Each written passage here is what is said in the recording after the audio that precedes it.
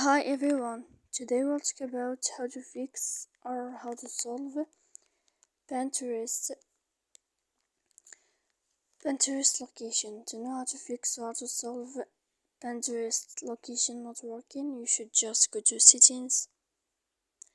Then this page we click apps, default apps, app settings. Here in this list you will enter to this window of Pinterest. When you find this page of app info, you will enter to first stop and we click OK. Here we go to click storage. After that we click clear cache. And in the end of all these steps, then you can turn off your phone. So please don't forget to support us by like and subscribe. See you next time in another video, and thank you for your attention.